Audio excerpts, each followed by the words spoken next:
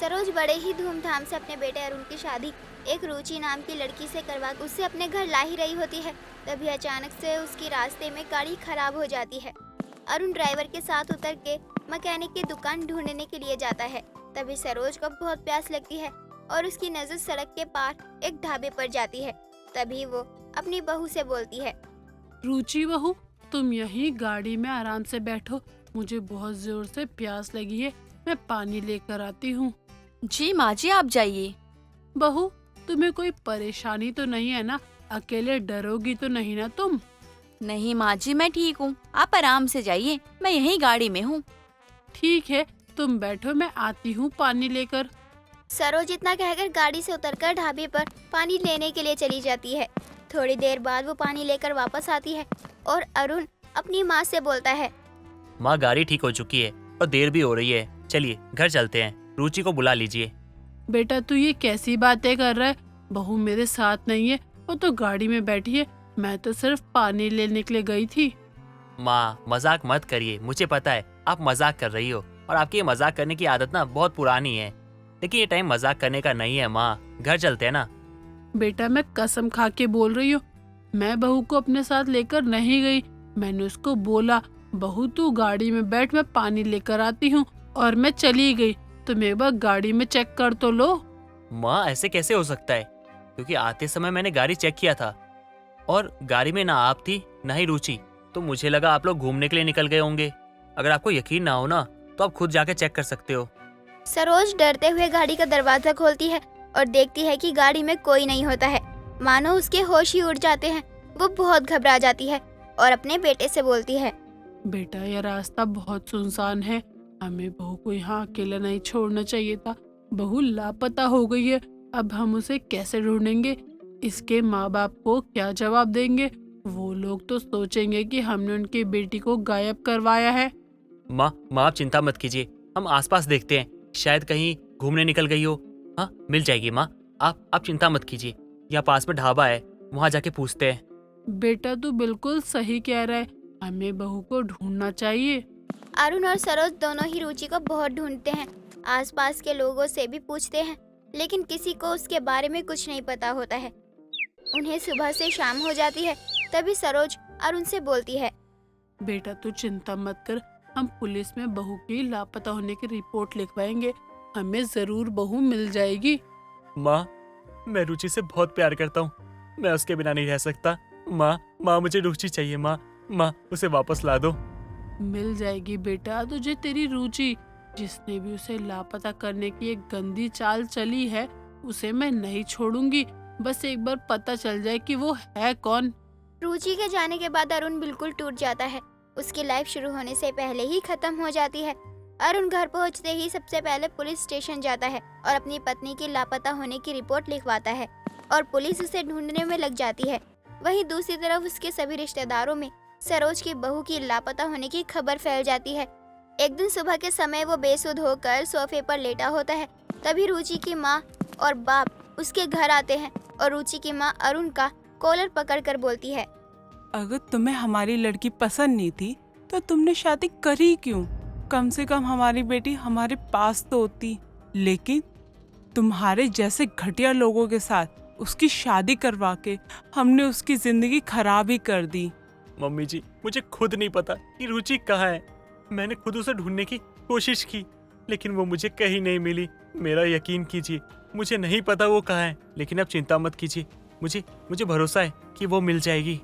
मेरी एक बात कान खोल के सुन लो, अगर मेरी बेटी नहीं मिली या उसे कुछ भी हुआ तो मैं तुम्हें जिंदगी भर माफ नहीं करूंगी। रुचि की माँ अरुण को उल्टा सीधा बोलकर सुना रही होती है। तभी उसकी माँ सरोज वहाँ आती है और अरुण का कॉलर छुड़वाते हुए बोलती है, मेरे बेटे पर गुस्सा करके आप लोगों को कुछ नहीं मिलेगा। इस टाइम जरूरी ये है कि हम सभी मिलकर रुचि को ढूंढे, क्योंकि हो सकता है उसको हमारी मदद की जरूरत हो। बाद में आपको जितना गुस्सा करना होगा आप कर सकती हैं। अगर वो आपकी बेटी थी तो मेरी भी बहू थी, मुझे भी उतना ही दुख है जितना आपको है। सरोज की बात सुनकर रुचि की माँ शांत हो जाती है और सभी लोग एक साथ बैठकर रुचि को ढूंढने के बारे में सोचने लगते हैं। देखते देखते इस बात को कई महीने गुजर जाते हैं, लेकिन रुचि का कोई पता नहीं चलता। रुचि के माता पिता अपनी बेटी के लापता होने का सदमा बर्दाश्त नहीं कर पा रहे थे और वो चल बसे थे। देखते ही देखते साल गुजर जाते हैं और अरुण के रुचि को पाने की बची कुची उम्मीद भी टूट जाती है। तभी एक दिन वो अपनी माँ से बोलता है, माँ, अब मुझे नहीं लगता कि मैं रुचि को कभी ढूंढ पाऊंगा और यहाँ रहा तो शायद उसकी यादों में घुट घुट के मर जाऊंगा। इसलिए मैंने सोचा है कि अब हम कानपुर वाले घर में जाके रहेंगे। बेटा, इस हादसे के बाद मैंने तुझे हमेशा तकलीफ में ही देखा है। अगर वहाँ जाकर तेरी तकलीफ थोड़ी सी भी कम हो सकती है तो मुझे एतराज नहीं है। मैं तेरे साथ कानपुर वाले घर में चलने को तैयार हूँ। ठीक है माँ, आप अपना सारा सामान पैक कर लीजिए। हम आज शाम वाली गाड़ी से निकल जाएंगे। ठीक है बेटा, तू चिंता मत कर, मैं सारा सामान पैक कर लूंगी। पता नहीं कौन सी घड़ी में मैंने तेरी शादी करी थी जो हमें ये दिन देखना पड़ा। कुछ देर बाद शाम वाली गाड़ी से सरोज और उसका बेटा अरुण अपना शहर छोड़कर कानपुर निकल जाते हैं। वहां जाने के बाद अरुण अपने कामों में बिजी होने लगा था। ऐसे ही कई दिन गुजर जाते हैं। तभी एक दिन देर रात अरुण घर लौटकर आ रहा होता है।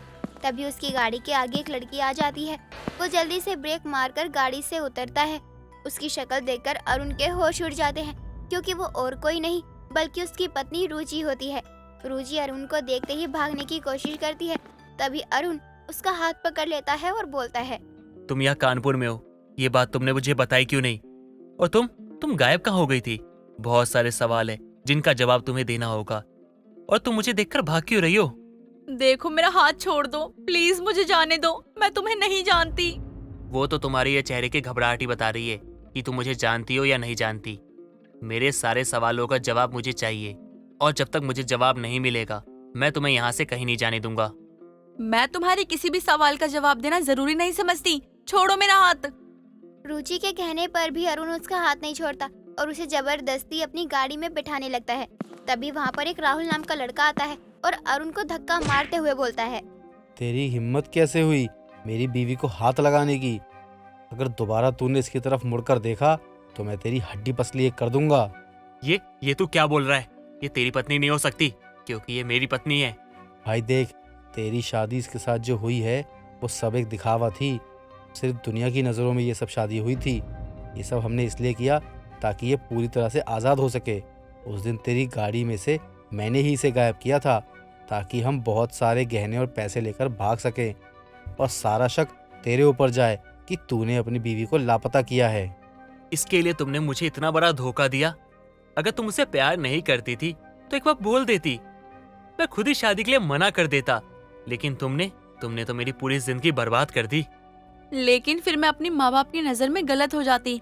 लेकिन अब सब ठीक है, वो अपनी लाइफ में मस्त है और मैं अपनी, तो तुम इस शादी को एक सपना समझ के भूल जाओ।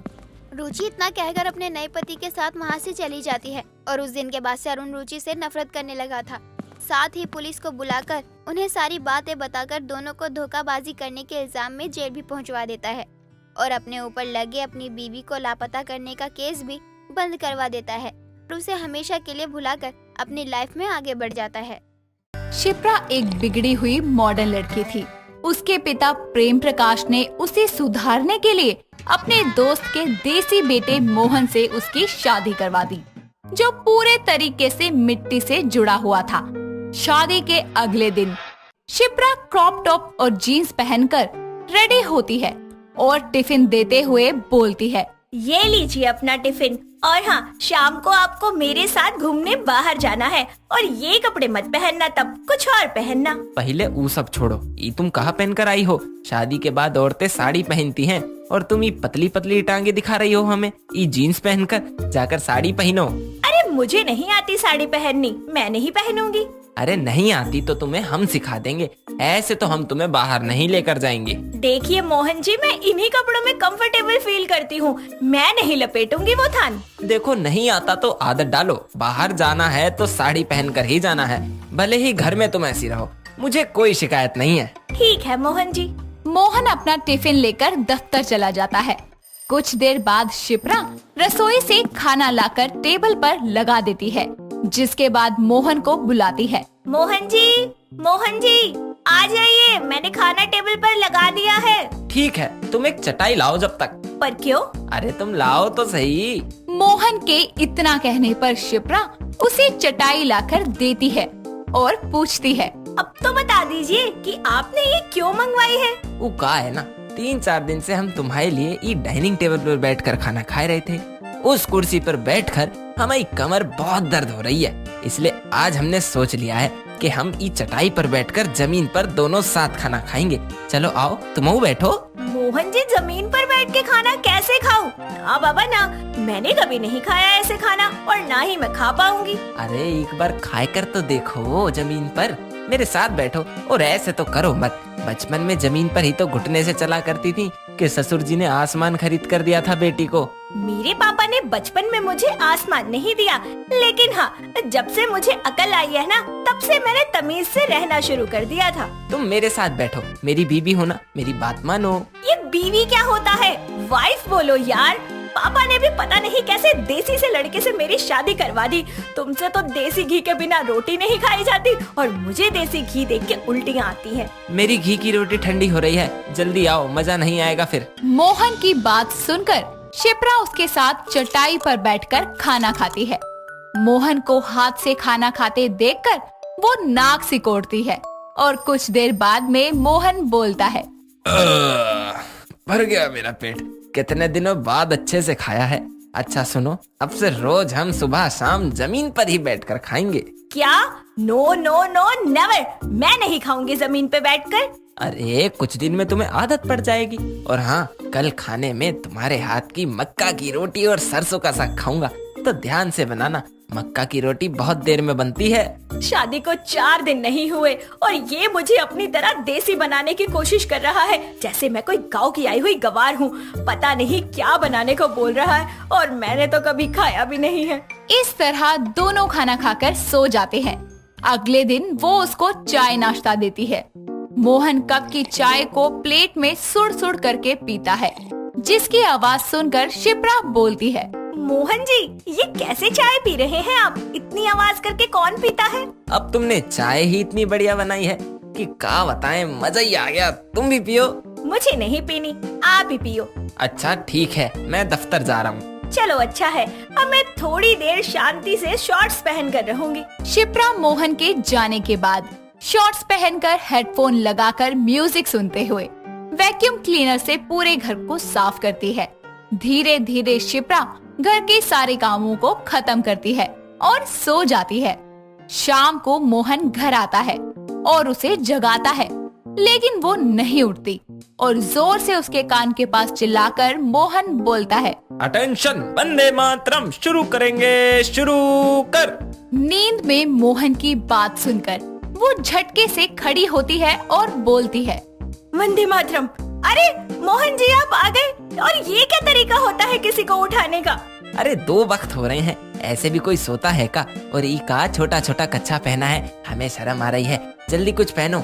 मोहन जी, जो आप सोच रहे हैं ये वो नहीं है। अपनी आंखें खोल के देखिए, ये शॉर्ट्स हैं। चोट? कहाँ है चोट? कहाँ लगी तुम्हें? हमें दिखाओ। मोहन जी, चोट नहीं, शॉर्ट्स जो मैंने पहना है वो। अच्छा वो सब छोड़िए, आप हाथ मुंह धो लीजिए, मैं खाना लगाती हूँ। अच्छा ठीक है, तुम खाना लगा दो। मोहन की बात सुनकर शिप्रा चटाई पर खाना लगाती है और दोनों साथ बैठकर खाना खाते हैं। तभी अचानक से शिप्रा का कॉलेज फ्रेंड मार्टिन आता है, जिसे देखकर वो हैंडशेक करती है और मोहन को बोलती है, मोहन जी, ये मेरा कॉलेज फ्रेंड मार्टिन है, इससे मिलिए, ये बहुत अच्छा है। क्या नाम है इसका? मोर्टिन? जो मच्छरों को मारता है वही नाम है इसका, मोर्टिन? मतलब तू बेचारे उन मच्छरों को मारता था, हत्यारे कहीं के, बेजुबान मच्छरों को मारा। शिप्रा, आज मैं इसे नहीं छोड़ूंगा। Shipra, this is so disgusting, leave me Mohan. Sorry Martin, हम तुमसे बाद में बात करते हैं। We are very sorry. Mohan ji आप चलिए, आप इसे गलत समझ रहे हैं, छोड़िए। साला हम सब समझते हैं, ये मॉडर्न दोस्त हमारी बीवी पर नजर डाल रहा था, ये तुमको हमसे दूर कर देता, फिर हमरा का होता। मोहन जी ऐसा कुछ नहीं है, आप खामखा ही इतनी टेंशन ले रहे हैं। ऐसे ही वक्त बीतता जाता है। शिप्रा का जन्मदिन आता है और मोहन सुबह उठकर अपने हाथ से उसे चाय बनाकर देता है और बोलता है, बीबी उठो, तुम्हारे लिए चाय लाया हूँ। आज तुम्हारा वो क्या कहते हैं, जन्मदिन को, हाँ, happy birthday to you. Thank you Mohan ji, आप मेरे लिए चाय बना कर लाए। अरे बीबी, ये तो कुछ भी नहीं है, तुम तैयार हो जाओ, तुम्हारे लिए एक गिफ्ट भी लाया हूँ। सच में? दिखाइए ना मुझे। ना ना, पहले तैयार होकर आओ जब। और हाँ, इस साड़ी लाया हूँ, इसको ही पहनना। शिप्रा तैयार होकर आती है और बोलती है, अब दिखाइए। अरे बीबी, तुमने ये कैसे साड़ी बांधी है? साड़ी खुल गई। शुक्र है घर में हो अभी। मैंने तो आपसे पहले ही कहा था कि मुझे साड़ी बांधनी नहीं आती। कोई बात नहीं, मैं पहना देता हूँ, फिर तुम खुद पहनना। ठीक है मोहन जी। मोहन इतना बोलकर उसे साड़ी पहनाता है और उससे आंखें बंद करने और हाथ आगे करने को बोलता है। तभी शिप्रा एक्साइटेड होकर बोलती है, मोहन जी जल्दी कीजिए ना, डायमंड रिंग दोगे आप? आंखें खोलो अब अपनी। अरे रुको, थोड़ा सब्र तो करो। इतना बोलकर मोहन शिप्रा के हाथ में एक बड़ा सा पपीता रखता है। ये देखकर शिप्रा बोलती है, पपाया? राम राम ससुर जी। ससुर जी? अरे ससुर जी तो आए ही नहीं, कहाँ है तुम्हारे पापा? अरे मोहन जी, ये पपाया पपीता क्यों दिया है मुझे? अरे तुम्हारा बर्थडे गिफ्ट है, इसे खाओगी तो तंदुरुस्त रहोगी, शरीर में खून बढ़ेगा। ये लो, इसे काटने के लिए चाकू भी लाया हूँ, तुम्हारी सेहत अच्छी हो जाएगी। उस फालतू गिफ्ट आईफोन, रिंग, नेकलेस, ये सब कौन दे? किसी काम में भी नहीं आता ये सब। लेकिन पपीता खाओगी तो तुम्हारे गोरे गोरे गालों पर पिंपल भी नहीं होंगे। आपसे गिफ्ट की उम्मीद करना ही बेकार है मेरा। मुझे नहीं मनाना अपना बर्थडे यहाँ पर। मैं अपने घर जा रही हूँ और मेरे पीछे मत आना। अरे बेबी रुको, मेरी जान शिप्रा, लगता है बर्थडे के दिन ज्यादा ही नाराज कर दिया। शिप्रा मोहन से नाराज होकर अपने मायके जाती है और उसके पापा सवाल जवाब करते हैं, लेकिन शिप्रा बात को टाल देती है और खुद से बोलती है, मैंने सोचा कोई बात नहीं, मेरा पति देसी है या विदेशी, रहना तो मुझे उसी के साथ है ना। एटलीस्ट चलो देर से ही सही, लेकिन वो मुझे समझेगा। लेकिन नहीं, आज के दिन भी मेरे लिए तोहफे में क्या लाया? पपीता। अरे उससे तो प्यार की उम्मीद करना ही बेकार है। मैं ही पागल बनी बैठी थी। शिप्रा उदास मन से जब खाना खाती है तो उसे टेबल पर बैठकर खाना अच्छा नहीं लगता और वो जमीन पर बैठकर मोहन की तरह हाथ से खाती है। पानी भी पीती तो सिर्फ मटके का। उसके पापा उसे दाल रोटी खिलाते तो वो बोलती है, पापा मुझे ये खाना खाने का मन नहीं कर रहा, मुझे साग और मक्के की रोटी चाहिए। बेटा, आज तूने ये कैसे खाने की जिद कर दी? कभी नहीं खाती तू तो ये। बस पापा मेरा मन कर रहा है, खिला दो ना। ठीक है, मैं तेरे लिए लाता हूँ। और ये जमीन पर क्यों बैठी है बेटा?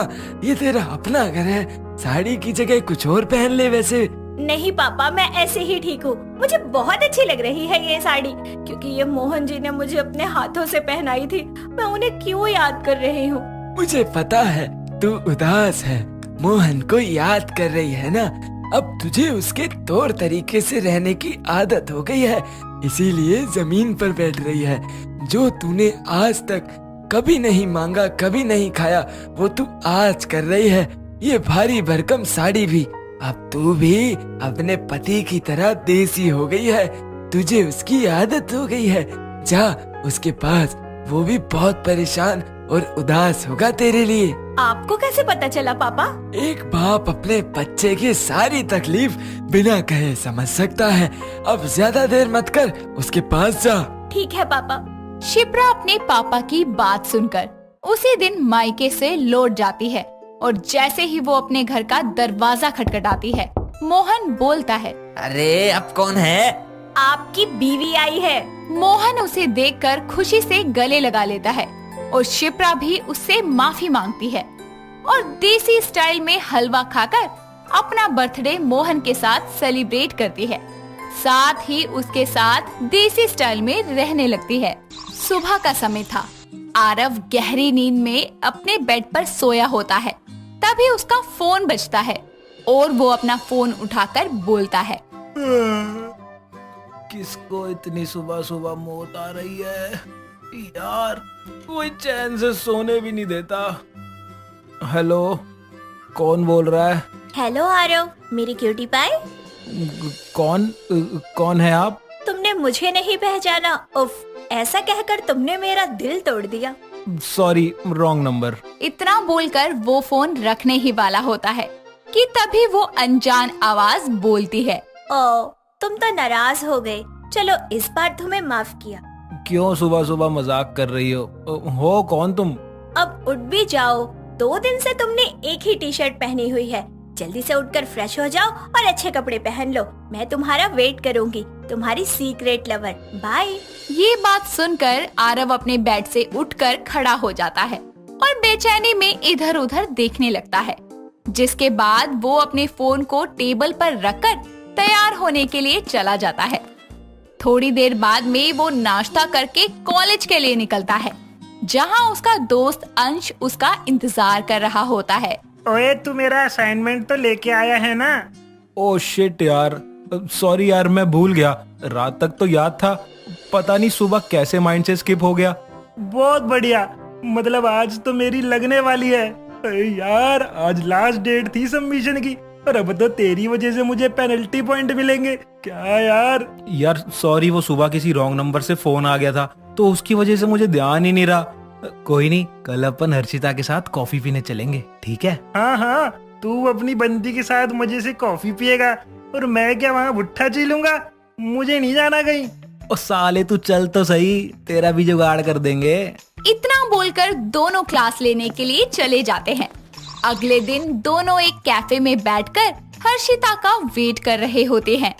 थोड़ी देर बाद में हर्षिता अपनी फ्रेंड तनीषा के साथ में वहाँ आती है, जिसके बाद आरव बोलता है, Harshita, you are looking so nice.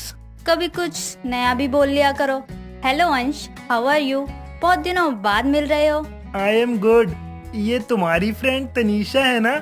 Aarav ने बताया था इनके बारे में, ये सच में बहुत सुंदर हैं। Thanks for this complement. जिसके बाद चारों मिलकर कॉफी पीते हैं और थोड़ी देर बाद में वहाँ से जाने लगते हैं। उनमें से तनीषा सबसे पीछे चल रही होती है कि तभी रास्ते में एक बाइक पर एक चोर तेजी से आता है और तनीषा का बैग छीनने लगता है।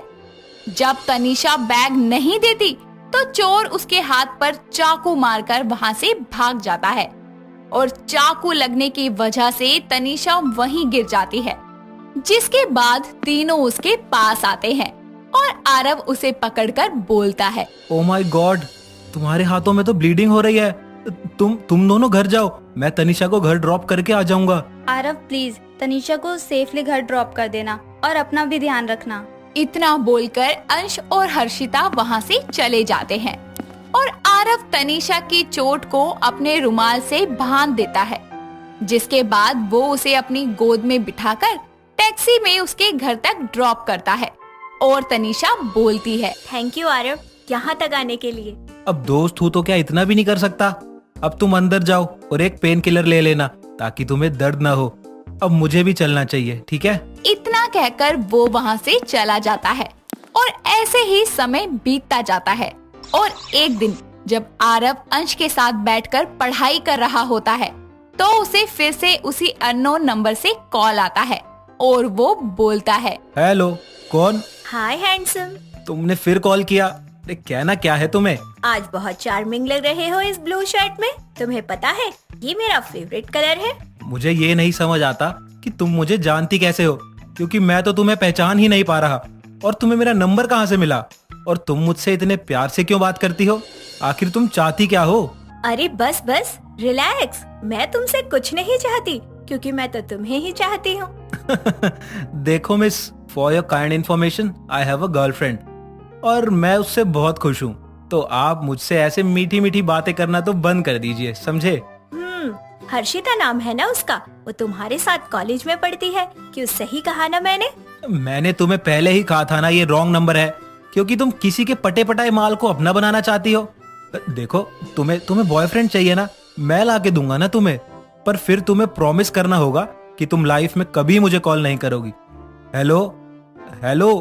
वो बोल ही रहा होता है कि तभी कॉल कट हो जाती है, जिसके बाद वो खुद से बोलता है, अजीब भला है यार, ये आजकल की लड़कियों को क्या हो गया है? तो बॉयफ्रेंड बनाने के लिए कैसे हथकंडे अपनाने लगी है। हे भगवान, इस चुड़ैल से मेरी रक्षा करना। अरे इतना ही परेशान है तो इसका नंबर ब्लॉक क्यों नहीं कर देता? सिंपल, और फिर तेरी टेंशन खत्म। अरे यार, ये काम मैं पहले भी कर चुका हूँ, पर ये कम थोड़ी है जो अलग अलग नंबर से कॉल करती है और खुद को मेरा सीक्रेट लवर बताती है। इतना बोलकर आरव वहाँ से अपने घर चला जाता है। ऐसे ही समय बीतता जाता है और वो अनजान लड़की आरव को ऐसे ही बार बार कॉल करके प्यार से बातें किया करती। ऐसे ही एक दिन जब वो अपने कमरे में बैठकर टीवी देख रहा होता है तो उसका कॉल आता है और आरव बोलता है, कहो मेरी सीक्रेट लवर, आई नो कि अब तुम कहोगी कि मैं ग्रीन शर्ट में बहुत मस्त लग रहा हूँ और आराम से अपने घर में बैठकर टीवी देख रहा हूँ। मुझे मेरे ही बारे में बताकर क्या प्रूफ करना है तुम्हें कि तुम मेरे एक एक पल की खबर रखती हो। बहुत हो गया ये फोन पर बातें करना। अगर तुम मुझे सच में चाहती हो ना तो अभी मेरे सामने आओ। बस करो, एक सांस में कितने सवाल पूछोगे? इतनी बेताबी है तुम्हें मुझसे मिलने की? कहीं मुझसे बात करते करते तुम्हें मुझसे प्यार तो नहीं हो गया? ओ सीक्रेट लवर, मैं कोई रोमांटिक फिल्म का हीरो नहीं जिसे बिना देखे बस तुम्हारी आवाज से प्यार हो जाए, समझी? मुझे तो बस ये जानना है कि तुम मेरे पीछे हाथ मुंह धोकर क्यों पड़ी हो। तुम कितने फनी हो यार। चलो ठीक है, मैं तुमसे मिलने के लिए और तुम्हारे सवालों के जवाब देने के लिए रेडी हूँ। तुम 2 दिन बाद मुझे कॉलेज के पीछे वाले पार्क में मिलना। इतना बोलकर वो कॉल कट कर देती है और 2 दिन बाद आरव उसकी बताई हुई जगह पर पहुंच जाता है। कुछ देर बाद में वो देखता है कि सामने से तनीषा आ रही होती है। अरे ये यहाँ क्या कर रही है? कहीं ये ही तो। तभी उसका पैर एक पत्थर से टकरा जाता है और वो गिरने ही वाली होती है और आरव तुरंत वहाँ जाकर उसे अपनी बाहों में पकड़ लेता है और दोनों को इस हालत में वहाँ पहले से ही मौजूद हर्षिता देख लेती है और गुस्से में बोलती है, वाह, सही कहा है किसी ने। सारे लड़के एक जैसे ही होते हैं, एक नंबर के कमीने और धोखेबाज। अगर वो अनजान कॉल नहीं आता मुझे तो ये सब कभी पता नहीं चलता। आरव, आज के बाद मुझसे कभी बात करने की कोशिश मत करना, समझे? हर्षिता मेरी बात तो सुनो। हर्षिता वहाँ से गुस्से में चली जाती है, जिसके बाद तनीषा आरव से बोलती है, मेरी वजह से ये सब कुछ हो गया। मैं तो यहाँ हर्षिता से मिलने आई थी।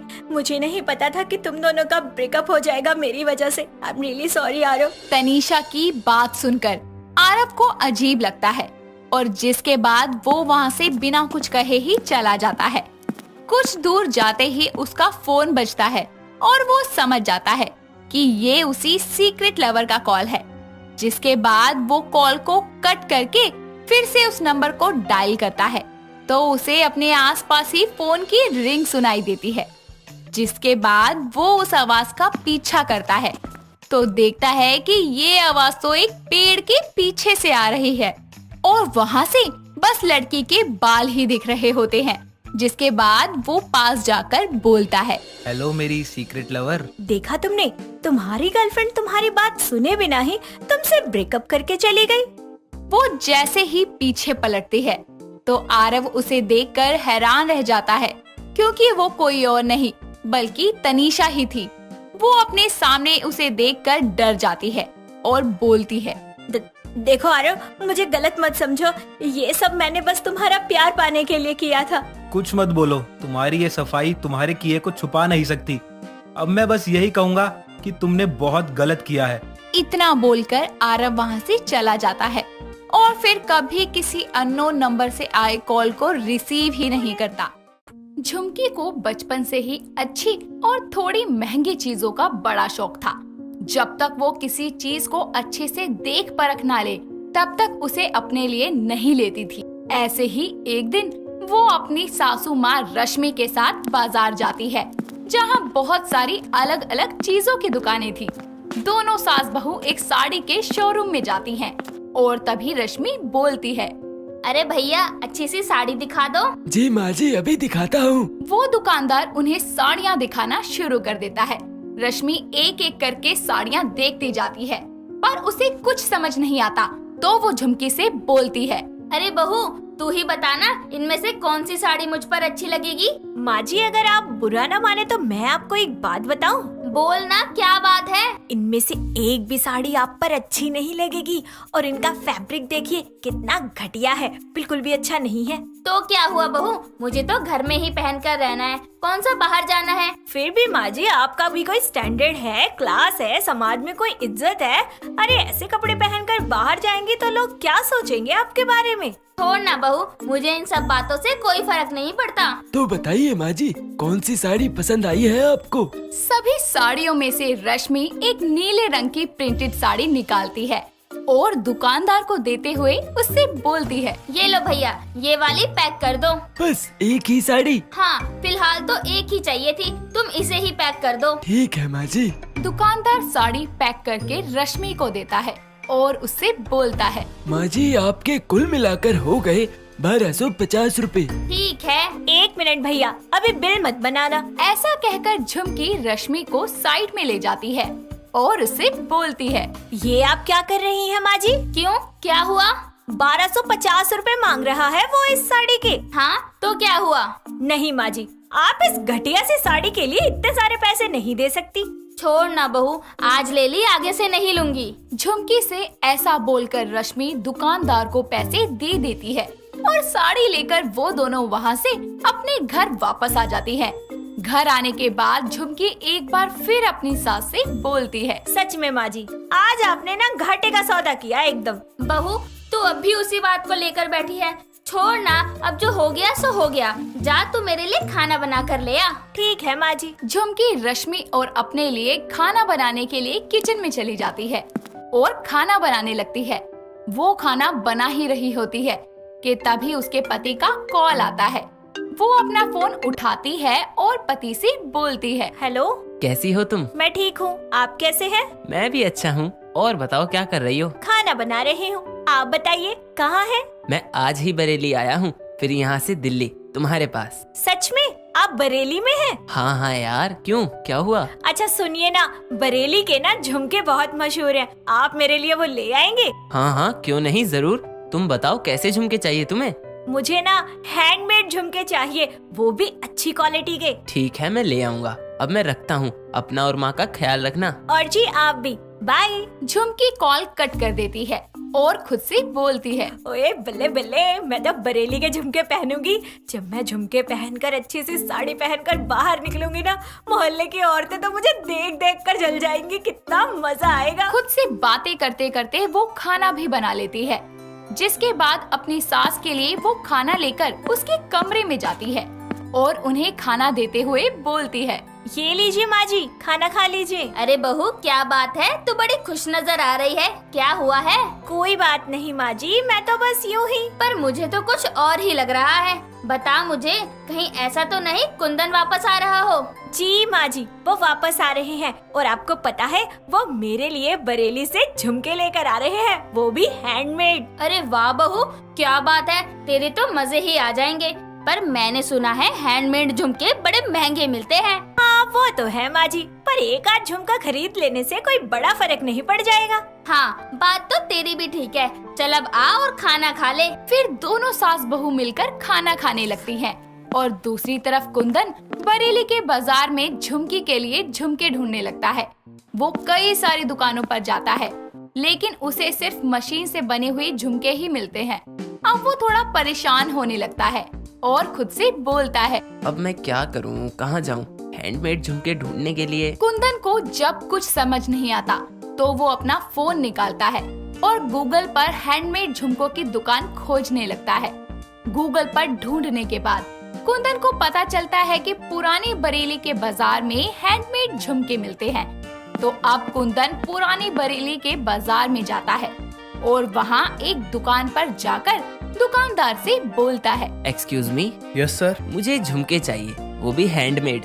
क्या आपके यहाँ मुझे वो झुमके मिल जाएंगे? क्यों नहीं सर, हमारी स्पेशलिटी ही यही है। ग्रेट, तो फिर मुझे दिखाना शुरू कीजिए। दुकानदार एक एक करके कुंदन को झुमके दिखाना शुरू कर देता है।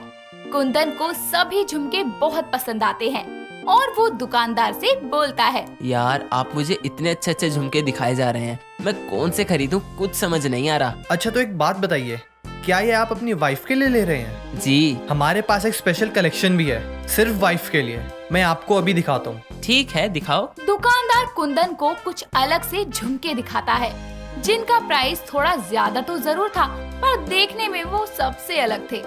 उन झुमकों में से एक झुमका कुंदन को बहुत अच्छा लगता है और वो उसे अपने हाथ में लेके दुकानदार से बोलता है। ये वाला कैसा है? अरे वाह सुखी, बहुत ही प्यारा है सर, ये आपकी वाइफ को जरूर पसंद आएगा। सच में? तो यही खरीद लूं? जी सर, ये बहुत बेशकीमती होता है, हर कोई इसे नहीं पहनता। आप अपनी वाइफ को यही गिफ्ट कर दीजिए। ठीक है, तो 2 पेयर पैक कर दो। ठीक है सर। दुकानदार 2 जोड़ी झुमके पैक करके कुंदन को देता है और उससे बोलता है, ये लीजिए सर आपके झुमके, अब आप मुझे 1400 रुपए दे दीजिए। ठीक है। कुंदन दुकानदार को पैसे दे देता है और झुमके लेकर दुकान से बाहर आकर खुद से बोलता है, झुमकी को ये झुमके बस पसंद आ जाएं। 1 बज गया, मुझे जल्दी करनी चाहिए, नहीं तो मेरी फ्लाइट मिस हो जाएगी। इसके बाद वो टैक्सी पकड़कर जल्दी से एयरपोर्ट जाता है और अपनी फ्लाइट में बैठकर दिल्ली वापस आता है और आकर सीधा अपने घर जाता है। घर जाने के बाद वो सबसे पहले अपनी माँ से मिलता है और उनसे बोलता है, कैसी हो माँ आप? मैं तो अच्छी हूँ बेटा, तू बता। मैं भी अच्छा हूँ माँ। झुमकी कहाँ है?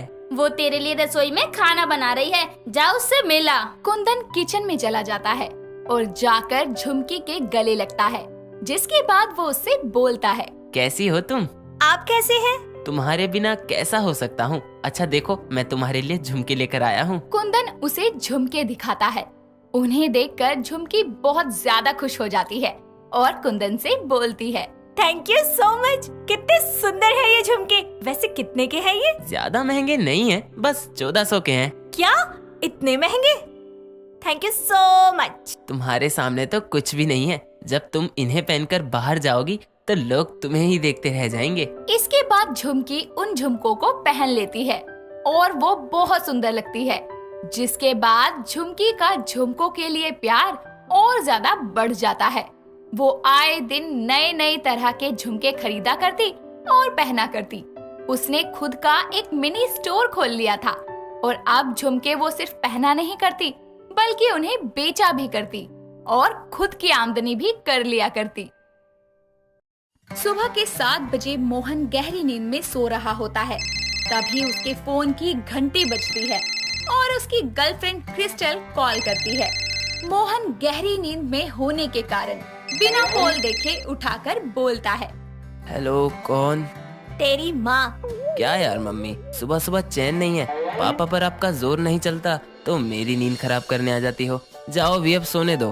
अगर 2 मिनट के अंदर तो नहीं उठाना तो तेरे माँ बाप की तो पहली और आखिरी गलती साबित होगा। ये है कौन सुबह सुबह? मोहन फोन में नाम देखता है तो अचानक से उठते हुए बोलता है, बेबी, सॉरी, मुझे लगा मम्मी का कॉल है। कमीने कहीं के, 7 बजे मुझे पार्क में बुलाकर खुद घोड़े बेच के सो रहा है। अरे तुझसे अच्छा तो मेरा एक्स था, कम से कम मुझे वेट तो नहीं करवाता था। सॉरी बेबी, वो अलार्म नहीं बजा। और यार तुम ये अपने एक्स की बात मत किया करो, फुकती है मेरी। अभी तो नहीं फूकी, लेकिन अब ज्यादा फूकेगी। अरे अगर 10 मिनट के अंदर तुम मुझे पार्क में नहीं मिले ना तो बेटा हैंड टू हैंड है ना ब्रेकअप कर लूंगी और हाँ, अपने एक्स के पास चली जाऊंगी। बस बेबी, 5 मिनट में आ गया। मोहन एक अखंड सिंगल लड़का था, जिसकी काफी मुद्दतों के बाद एक सुंदर और सुशील गर्लफ्रेंड, सॉरी सुशील ज्यादा हो गया, बस सुंदर गर्लफ्रेंड बनी थी, जो उसको अपने बॉयफ्रेंड के नाम पर कुत्ता बनाकर रखती थी। लेकिन अपना मोहन तो एक नंबर का फट्टू इंसान था।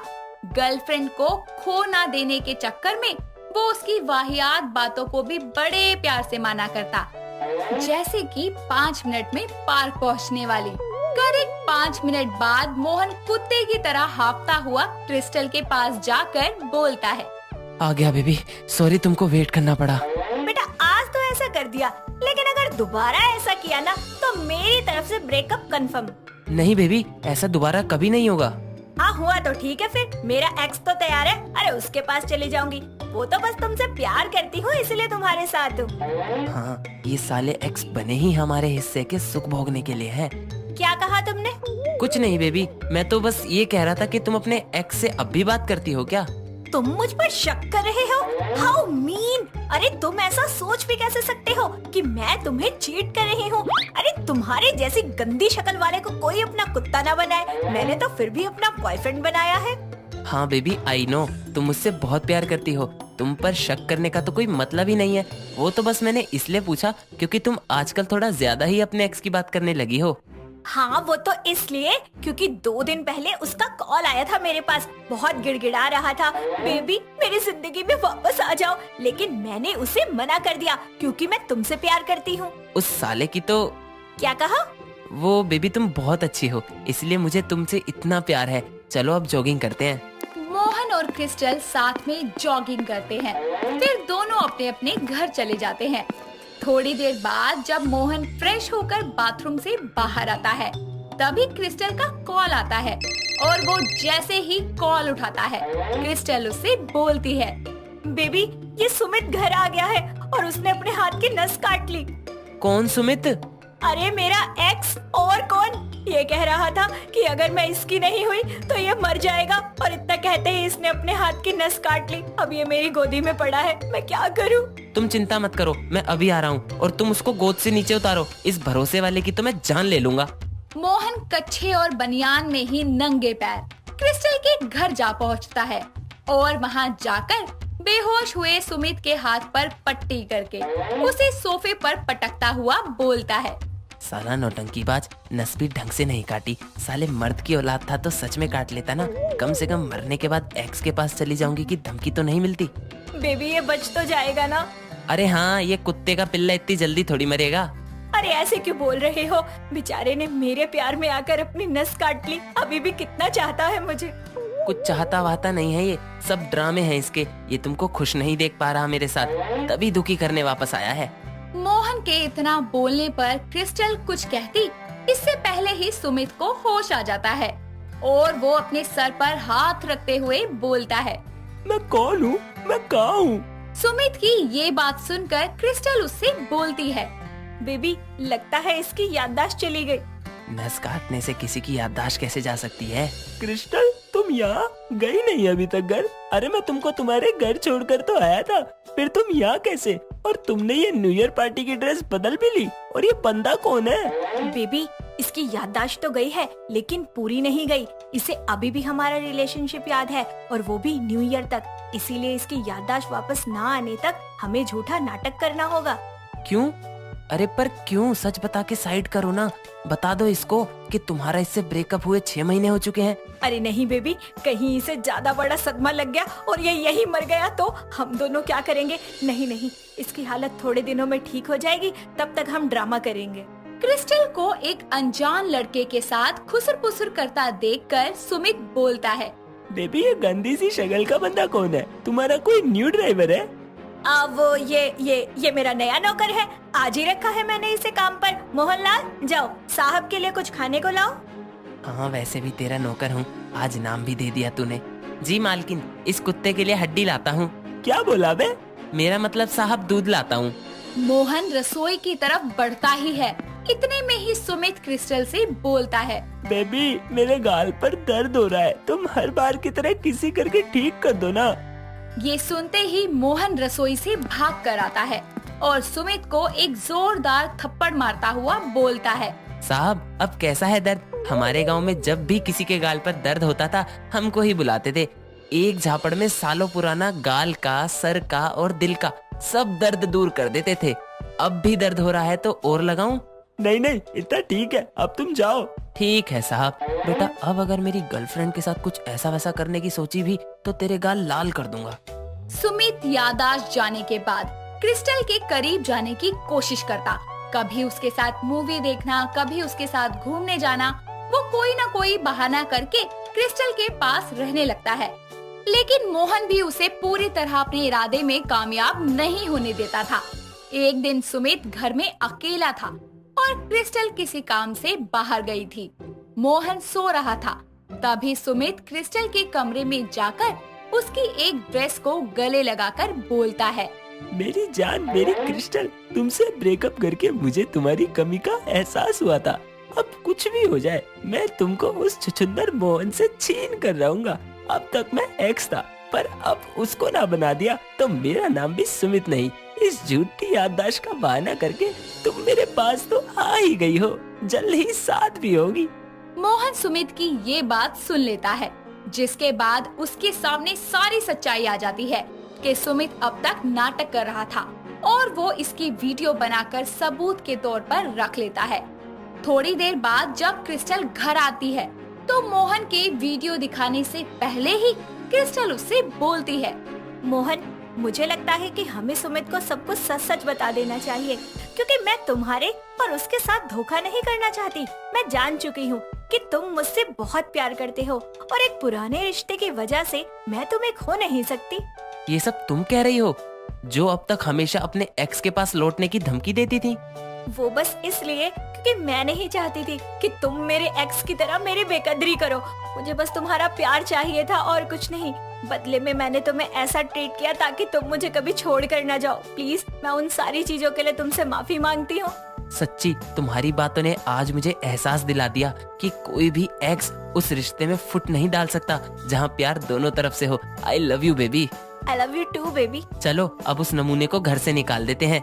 क्रिस्टल सुमित को सारा सच बताकर अपने घर से जाने के लिए बोलती है, जिसके कारण सुमित की सारी प्लानिंग धरी की धरी रह जाती है।